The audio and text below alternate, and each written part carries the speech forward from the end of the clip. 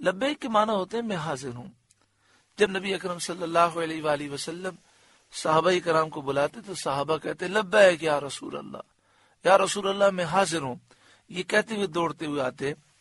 تو ہم جب لبیک کا نعرہ لگاتے ہیں لبیک یا رسول اللہ، تو اس کے معنی ہمارے استاد محترم شیخ الحدیث و تفسیر حضرت علامہ خادم حسین رضوی صاحب یہ فرماتے ہیں، اس کے معنی یہ ہے کہ یا رسول اللہ، آپ کے دین کی خاطر، آپ کی عزت کی خاطر میری جان بھی حاضر ہے، میرا سب کچھ حاضر ہے، میرا مال بھی حاضر ہے.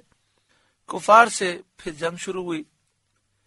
جب لڑائی خوب گرم ہوئی تو نبی اکرم صلی اللہ علیہ وآلہ وسلم نے اپنے دست مبارک میں ہاتھ میں سنگریزے لے کر کفار کے منہوں پر مارے اور فرمایا رب محمد کی قسم بھاگ نکلے. تو یہ مارنا تھا کہ کفار بھاگ پڑے، اور رسول کریم صلی اللہ علیہ وآلہ وسلم نے ان کی غنیمتیں مسلمانوں کو تقسیم فرما دی. ان آیتوں میں اس واقعے کا بیان ہے. لقد نصرکم اللہ فی مواطن کثیرہ، بے شک اللہ نے بہت جگہ تمہاری مدد کی، بہت سے غزوات میں مسلمانوں کو کافروں پر غلبہ عطا فرمایا. بدر میں، غزوہ بنی قریظہ، غزوہ بنی نذیر، حدیبیہ کے مقام پر، غزوہ خیبر اور فتح مکہ کے موقع پر اللہ نے جگہ جگہ مسلمانوں کی مدد فرمائی. وہ یوم حنین، اور حنین کے دن مسلمانوں کے ساتھ ایسا معاملہ کیوں ہوا؟ اذ اعجبتکم کثرتکم، جب تم اپنی کثرت پر اترا گئے تھے. فلم تغنی عنکم شیئا، تو وہ تمہارے کچھ کام نہ آئی. وضاقت علیکم الارض بما رحبت، اور زمین اتنی وسیع ہو کر تم پر تنگ ہو گئی اور تم وہاں نہ ٹھہر سکے. ثم ولیتم مدبرین، پھر تم پیٹھ دے کر پھر گئے.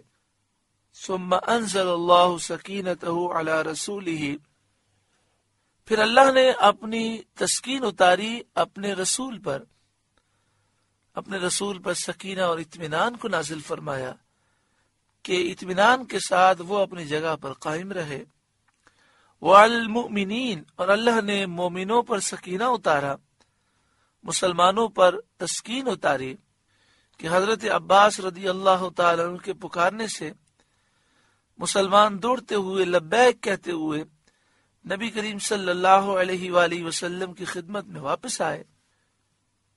وَأَنزَلَ جُنُودًا لَمْ تَرَوْهَا، اور وہ لشکر اتارے جو تم نے نہ دیکھے، یعنی فرشتے اللہ تعالیٰ نے نازل فرمائے جنہیں کافروں نے ابلق گھوڑوں پر سفید لباس پہنے امامہ باندھے دیکھا. یہ فرشتے مسلمانوں کی شوکت بڑھانے کے لیے آئے تھے، اور اس جنگ میں انہوں نے قتال نہیں کیا، کافروں کو قتل نہیں کیا. قتال فرشتوں نے صرف غزوہ بدر میں کیا تھا. وعذب الذین کفروا، اور کافروں کو اللہ نے عذاب دیا کہ پکڑے گئے، مارے گئے، ان کے بال بچے اور اموال مسلمانوں کے ہاتھ میں آئے.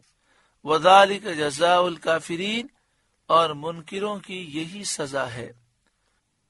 ثم یتوب اللہ من بعد ذالک علی من یشاء، پھر اس کے بعد اللہ جسے چاہے گا توبہ دے گا، یعنی توبہ کی توفیق دے گا، اسلام کی توفیق دے گا. چنانچہ حوازن قبیلے کے باقی لوگوں کو اللہ نے توفیق دی.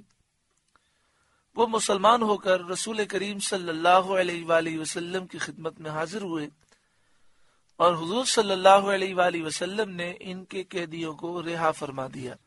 ثم یتوب اللہ من بعد ذالک ذالک علی من یشاء، پھر اس کے بعد اللہ جسے چاہے گا توبہ دے گا، یعنی توبہ کی توفیق دے گا. تو اللہ تعالیٰ نے حنین والوں کو توبہ کی توفیق عطا فرمائی. واللہ غفور الرحیم، اور اللہ بخشنے والا مہربان ہے. یا ایھا الذین آمنوا انما المشرکون نجس، اے ایمان والوں، مشرک نرے ناپاک ہیں، بالکل گندے اور ناپاک ہیں، یعنی ان کا باطن خبیث ہے، ناپاک ہے، گندا ہے، اور یہ طہارت بھی نہیں کرتے اور نجاستوں سے بچتے بھی نہیں ہیں۔ لہذا ہندو، عیسائی، یہودی، ان کی چیزوں سے انسان کو اجتناب کرنا چاہیے۔ خاص طور پر ہندوؤں کے ہاتھ کی بنی ہوئی کھانے پینے کی چیزوں سے بچیں، کیونکہ یہ پاکی کا خیال نہیں کرتے۔ اسی طرح عیسائی، ان کے ہاتھ کی بنی ہوئی چیزوں سے بھی اجتناب کریں۔ یورپ سے، امریکہ سے جو بسکٹ، چاکلیٹ اور اس طرح کی چیزیں آتی ہیں جو عیسائی، یہودی بناتے ہیں، ہمیں چاہیے کہ ہم اس سے خود بھی بچیں، اپنے بچوں کو بھی بچائیں۔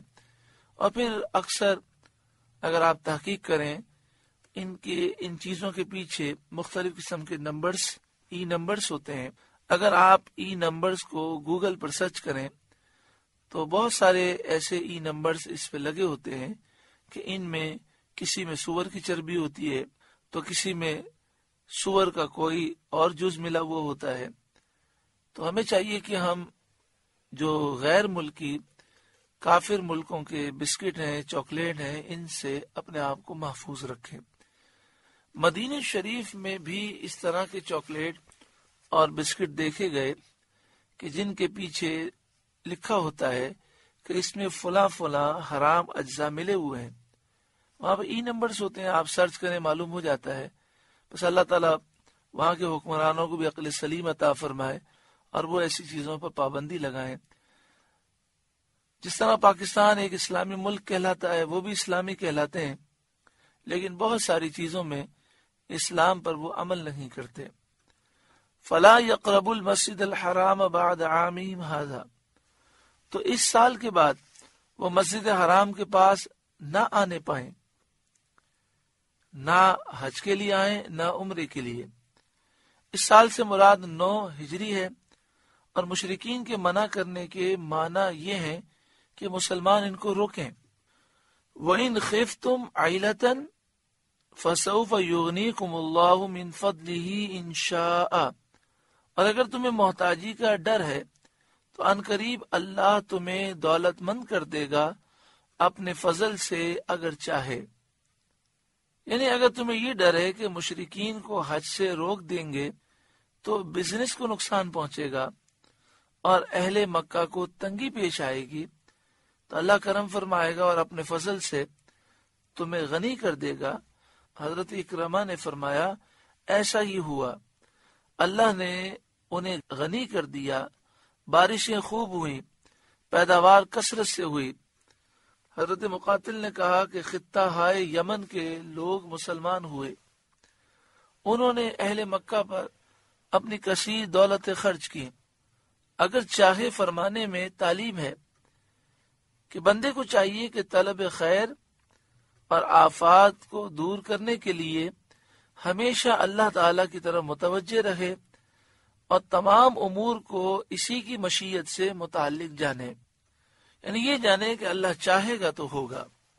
ان اللہ علیم حکیم، بے شک اللہ علم و حکمت والا ہے۔ آپ سے گزارش ہے کہ قرآن کے اس پیغام کو آگے پہنچا کر ثواب جاریہ حاصل کریں۔